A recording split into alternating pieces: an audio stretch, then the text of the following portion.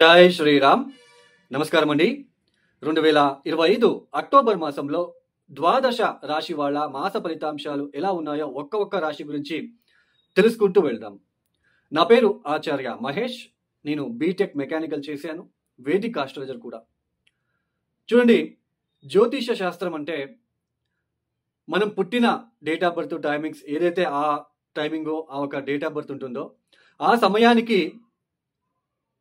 కర్మానుసారే కొన్ని గ్రహాల స్థితిలు బాలేనప్పుడు, అంటే ఇబ్బందికరంగా ఉండే స్థానాల్లో ఉన్నప్పుడు, అష్టకవర్గ బిందువులు తక్కువ ఇచ్చి ఆ దశాభుక్తి జరిగేటప్పుడు, దశ ప్లస్ భుక్తి, సూర్యమహాదశ చంద్రభుక్తి, చంద్రమహాదశ సూర్యభుక్తి, శుక్రమహాదశ సూర్యభుక్తి, ఇలా ఒక్కొక్క భుక్తి, రాహు మహాదశ శనిభుక్తి, రాహు మహాదశ బుధభుక్తి, రాహు మహాదశ గురుభుక్తి, ఇలా ఒక్క దశాభుక్తి జరిగేటప్పుడు కొన్ని దశాభుక్తులు మనకి నెగిటివ్ చెడు ఫలితాలు ఇచ్చేటప్పుడు వాటి నుంచి బయటపడడానికి కొన్ని పరిహారాలు చేసుకోమని జ్యోతిష శాస్త్రం చెప్పింది. అయితే ప్రస్తుతం అత్యాశ ఎక్కువయి ఆశతో ఇన్స్టాంట్ రిజల్ట్ కావాలి, తొందరగా ఫలితాలు రావాలి, తొందరగా అయిపోవాలండి, ఆ పనులన్నీ అయిపోవాలి, నేను మంచి జాబ్ రావాలి, నేనేం తప్పు చేయలేదు అయినా నాకు ఇబ్బంది పడుతున్నాను, జాబ్ లేదు, సరిగ్గా ఆరోగ్యం విషయంలో ఇబ్బందులు, లేదా డబ్బు విషయంలో ఇబ్బందులు, ఇలా పడుతున్నాను, తొందరగా రిజల్ట్ రావాలి అంటూ కర్మానుసారే బుద్ధి. చూడండి, పంచమస్థానం బలహీన పడితే సంతానం విషయంలో ఇబ్బందులు, మన బుద్ధి ఆలోచన విధానం సరిగ్గా ఉండదు, ఫికాలిటీ మైండ్ మారుతూ ఉంటుంది. పంచమస్థానం బాగాలేకపోతే మళ్ళా ఈ ప్రేమ, ఆప్యాయత, బాండింగ్, రికగ్నైజేషన్ ఇవన్నీ కోల్పోయినాడు ఆ వ్యక్తి అంటే పంచమస్థానం బలహీనంగా ఉంది అని అర్థం. సో కర్మానుసారే బుద్ధి. సో మనం ఏం చేస్తాము, తొందరగా ఆయన ఏదైనా ఇస్తాడేమో, ఆయన ఏమైనా జంక్షన్ ఇస్తాడేమో, ప్రత్యేకంగా పూజలు చేసి వేసుకోగానే మనకి కర్మ తగ్గిపోతుంది, లేదా ఏదైనా రుద్రాక్షి వేసుకోగానే అంతా అయిపోతుంది. ఇలా ఇన్స్టాంట్ రిజల్ట్ కోసం చాలా మంది పరితపించి డబ్బులు నష్టపోతున్నారు. జ్యోతిష శాస్త్రంలో అలా ఇన్స్టాంట్ రిజల్ట్ ఉండదండి.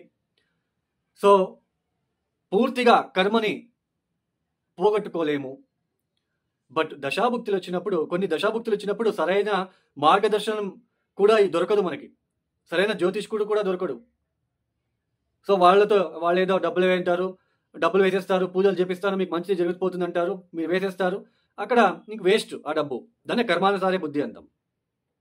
సో ఇది ఎందుకు చెప్పడం జరిగింది అంటే ప్రతి ఒక్కరు కూడా అర్థం చేసుకోవాలి. అందులోన 24 గంటల్లో పరిహారాలు, 24 గంటలలో మీ తలరాతలు మార్చేస్తామని మీరు ఇన్స్టాగ్రామ్లో కావచ్చు, మీరు పోస్టులు చూస్తూ ఉంటారు. అలా ఎప్పటికీ ఉండదండి. అలా 24 గంటలలో పరిహారాలు చేసుకునే ఒక సొల్యూషన్ కనుక ఉంటే ఈ పాటికి అందరూ బాగుపడేవాళ్ళు కదా. దాన్ని ఎలా నమ్ముతారు మీరు? సో ఒక్కొక్క దశాభుక్తి కొన్నిసార్లు 2 సంవత్సరాలు 3 సంవత్సరాలు కూడా ఉంటుంది. శని మహాదశ, గురు మహాదశ 16 సంవత్సరాలు ఉంటుంది. చూడండి, ఇట్లాంటి దశాభుక్తులు వచ్చినప్పుడు మనము వాటికి సంబంధించిన పరిహారాలు చేసుకుంటేనే దాని నుంచి బయటపడతాము. దీన్ని అర్థం చేసుకోవాలి. ఎక్కువ డబ్బులు నష్టపోకండి.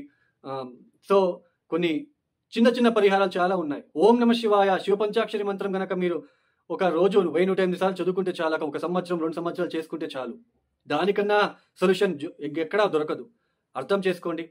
ఇక ఈ ఒక మాసంలో గ్రహ సంచారం మనం తెలుసుకున్నట్లు కనుక అయితే చూడండి, ముఖ్యంగా రాహు కుంభంలో సంచారం, శని మీనరాశిలో సంచారం, గురు మిథున రాశిలో సంచారం. అయితే ఆయన అక్టోబర్ 18వ తేదీ నుంచి కర్కాటక రాశిలోకి వచ్చి సంచారాన్ని ప్రారంభం చేస్తున్నారు.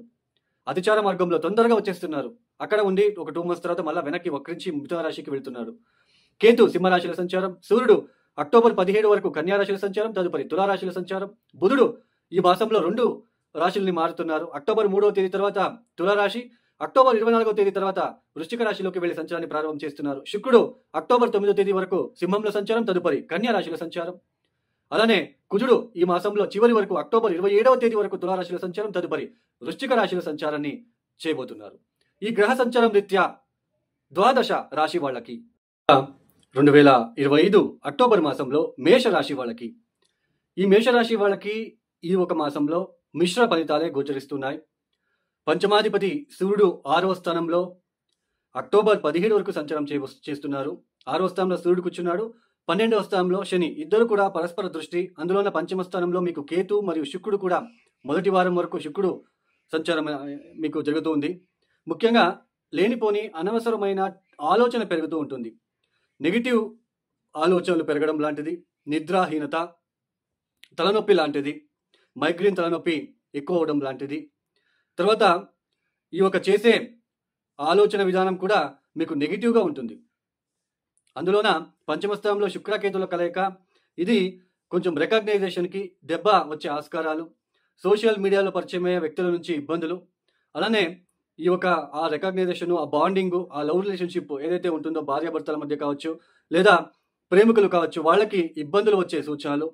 ఇలా కొంచెం మేషరాశి వాళ్ళకి కొంచెం నెగిటివిటీ ఉండబోతున్నది.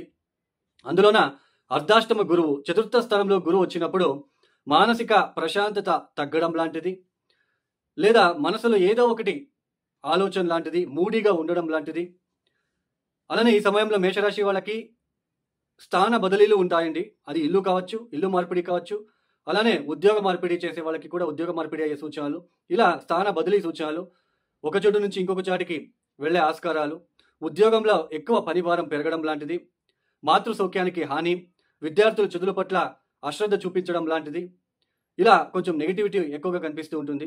అయితే కొంచెం ఇల్లు కొనుగోలు చేయాలనుకున్న వాళ్ళు, కొత్త ఇంటికి మారాలనుకున్న వాళ్ళు, ఏదైనా సైట్ కొనుగోలు చేయాలనుకున్న వాళ్ళు, లేదా వెహికల్ కొనుగోలు చేయాలనుకున్న వాళ్ళకి ఇది కొంచెం కలిసి వచ్చే సూచనలు ఉంటాయి. సో పంచమ స్థానంలో శుక్రకేతువులు, పంచమాధిపతి 6వ స్థానంలో, ఇది కొంచెం మెంటల్ డిస్టర్బెన్సెస్, పని భారం పెరిగే సూచనలు. అంటే జాబ్లో ఒత్తిడి పెరుగుతుంటుంది. సో ఇంకా ఎక్స్ట్రా ప్రాజెక్టు మీ చేతులకి రావడము, ఇట్లా కొంచెం నెగిటివిటీ ఎక్కువగా కనిపించే ఆస్కారాలు మనకి ఉంటాయండి. ఓవరాల్గా మేషరాశి వాళ్ళకి ఇది అంతా సానుకూల ఫలితాలు ఇచ్చే పీరియడ్ అయితే కాదు. కొంచెం స్ట్రెస్ ఎక్కువగా మీకు కనిపిస్తూ ఉంటుంది. అలానే ఈ యొక్క రైతులకి కావచ్చు, అలానే ఈ రీసెర్చ్ ఓరియంటెడ్ కావచ్చు, డాక్టర్స్ కావచ్చు, సాఫ్ట్వేర్ రంగంలో వర్క్ చేసే వాళ్ళకి కూడా కొంచెం మిశ్ర ఫలితాలే ఎక్కువగా గోచరిస్తూ ఉన్నాయండి. ఆర్థిక విషయాల్లో కూడా కొంచెం ఇబ్బందికరంగా ఉండే ఆస్కారాలు ఎక్కువగా కనిపిస్తూ ఉంటాయి. కొంచెం జాగ్రత్తలు పాటిస్తే మంచిది. ఈ మేషరాశులు తప్పనిసరిగా చూడండి, ప్రతిరోజు సూర్యుడికి అర్ఘ్యం ఇవ్వడము, ఆదిత్య హృదయము, సూర్య అష్టకం చదువుకోవడము, అలానే దక్షిణామూర్తి స్తోత్రాలు పఠించండి, ఎక్కువ శివుడిని ఆరాధించండి. ఇక ఈ వీడియో మీకు నచ్చితే లైక్ చేయండి, షేర్ చేయండి, సబ్స్క్రైబ్ చేసుకోండి. మరియు ఎవరికైనా ఆస్ట్రాలజీ కన్సల్టేషన్ కావాలనుకున్న వాళ్ళు డిస్ప్లే అవుతున్న నంబర్కి నేరుగా కాల్ చేయండి. సర్వేజనం సుఖినో భవంతు. ధన్యవాదములు. జై శ్రీరామ్.